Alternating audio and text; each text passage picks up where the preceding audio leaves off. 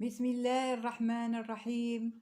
الحمد لله رب العالمين، والصلاة والسلام على سيدنا محمد الصادق الوعد الأمين وعلى آله وصحبه أجمعين. بسم الله الرحمن الرحيم. اللهم اهدنا فيمن هديت، وعافينا فيمن عافيت، وتولنا فيمن توليت، وبارك لنا فيما أعطيت، وقنا واصرف عنا برحمتك شر ما قضيت، إنك تقضي ولا يقضى عليك، إنه لا يذل من واليت ولا يعز من عاديت، تباركت ربنا وتعاليت. لك الحمد على ما قضيت، ولك الشكر على ما أنعمت به وأوليت. نستغفرك اللهم من جميع الذنوب والخطايا ونتوب إليك، لا ملجأ ولا منجا منك إليك، والخطايا ونتوب إليك. اللهم أقسم لنا من خشيتك ما تحول بيننا وبين معصيتك، ومن طاعتك ما تبلغنا به جنتك، ومن اليقين ما تهون به علينا مصائب الدنيا، ومتعنا اللهم بأسماعنا وأبصارنا وقواتنا أبدا ما أحييتنا، واجعله الوارث منا، واجعل ثأرنا على من ظلمنا، وانصرنا على من عادانا، ولا تجعل الدنيا أكبر همنا ومبلغ علمنا، ولا إلى النار مصيرنا، واجعل الجنة هي دارنا، ولا تسلط علينا بذنوبنا من لا يخافوك فينا يرحمنا، برحمتك يا أرحم الراحمين.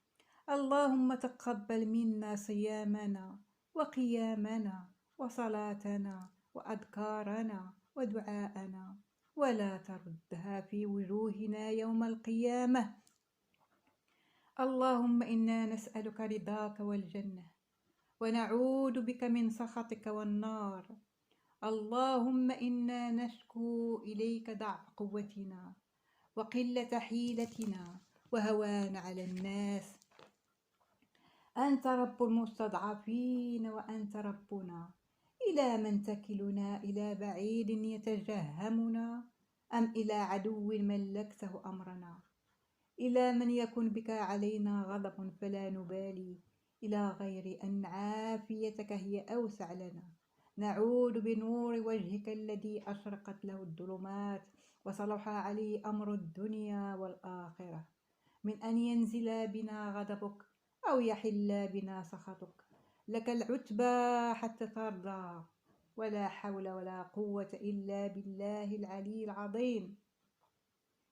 اللهم أكرمنا بشفاعة نبينا محمد صلى الله عليه وسلم، وأكرمنا بجواره، وأكرمنا بالسلام عليه، أكرمنا بالجلوس بين يديه، أكرمنا بتقبيل يديه، ولا نفرق بيننا وبينه، واسقنا من يده الشريفة شربة هنيئة لا نظمأ بعدها أبدا.